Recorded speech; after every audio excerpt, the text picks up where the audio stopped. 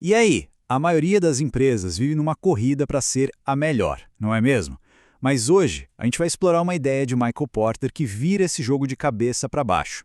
Vamos ver que o sucesso de verdade talvez não esteja em ser o melhor, mas sim em ser único. Vamos descobrir juntos como criar aquele valor que só a sua empresa consegue oferecer.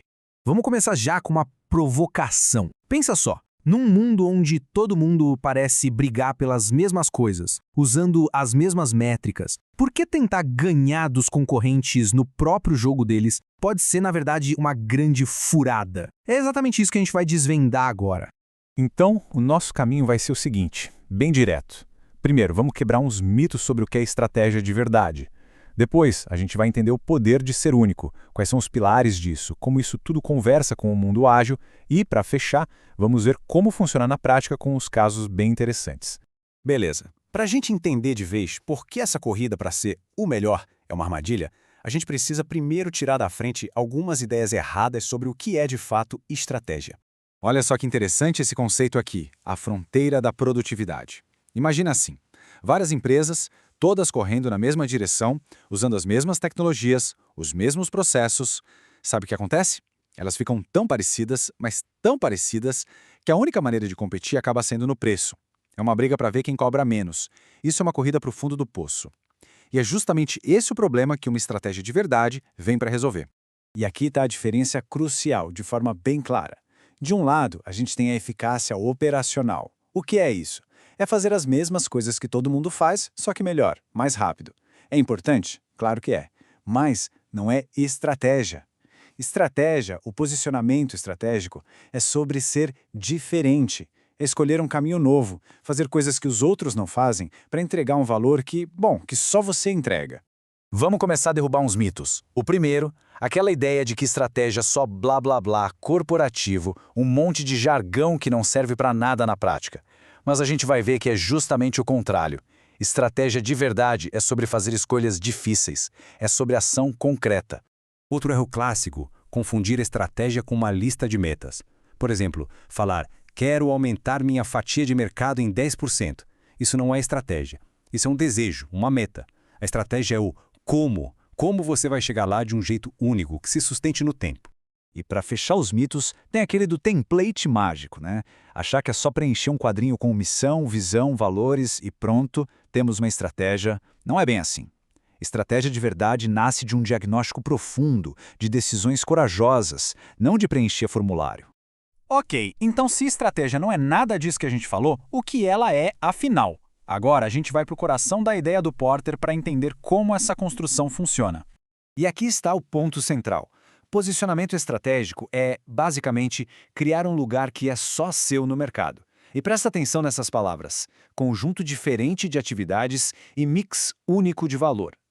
A sacada não é fazer uma coisinha diferente aqui e outra ali.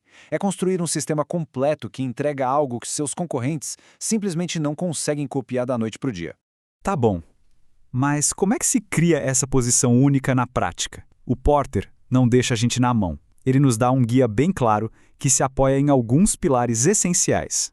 Olha só, o caminho é esse. Primeiro, escolher um posicionamento único. Depois, e isso é crucial, vem os trade-offs, ou seja, decidir o que você não vai fazer. Em seguida, vem o fit, que é garantir que todas as suas atividades se encaixem e se reforcem. E por último, a continuidade, porque estratégia não é um projeto com data para acabar. Ela precisa de tempo para amadurecer. E essa frase do Porter resume tudo perfeitamente. A essência da coisa é que tentar agradar todo mundo, ser tudo para todos, é a receita para a mediocridade. Uma estratégia forte se define tanto pelas coisas que ela abraça, quanto por aquelas que ela deixa de lado. São essas escolhas difíceis, o que a gente decide não fazer, que realmente definem o quão único a gente é. Certo, mas e aí? Como é que essas ideias que parecem tão clássicas se encaixam no nosso mundo de hoje, super dinâmico, no mundo ágil, no desenvolvimento de software? Pode não parecer, mas a conexão é total. Vamos pegar o papel do Product Owner, o famoso PO. O PO não é só um gerente de lista de tarefas. Ele é o guardião da estratégia ali no dia a dia do produto. Pense assim, se a estratégia é ser a ferramenta mais simples do mercado, o PO tem que ter a coragem de fazer o trade-off. Ele tem que dizer não para aquela funcionalidade nova e complexa. E o backlog tem que ser o espelho disso, com histórias que reforcem a simplicidade. E aquele conceito de fit, de encaixe, também vale muito para a tecnologia.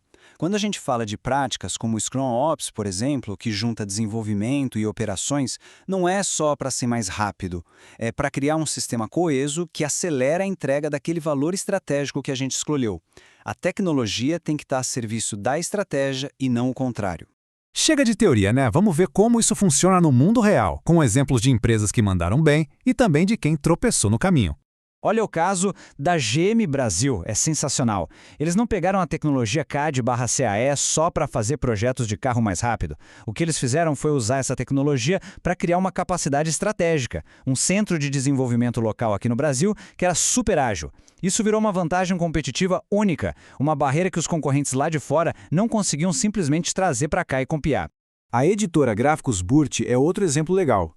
Em vez de ficar brigando em cada pedacinho do processo, eles criaram um sistema todo integrado, um verdadeiro one-stop shop. Esse fit, esse encaixe perfeito entre todas as atividades deles, entregou uma combinação de conveniência e controle que simplesmente ninguém mais no mercado brasileiro conseguia oferecer. Mas e quando a empresa não faz essas escolhas difíceis? Quando ela tenta abraçar o mundo? Aí ela corre um risco enorme de ficar presa no meio do caminho. Esse gráfico, que vem de um estudo real, mostra isso na prática. Dá uma olhada. A empresa A briga lá embaixo, no preço baixo. A empresa C está lá em cima, na qualidade top. E a empresa 2? Bom, ela tentou ser um pouco dos dois. E qual foi o resultado? Um preço mais ou menos, só que a pior percepção de qualidade de todas. Ela ficou sem identidade nenhuma e, claro, começou a perder espaço para quem sabia exatamente o que era.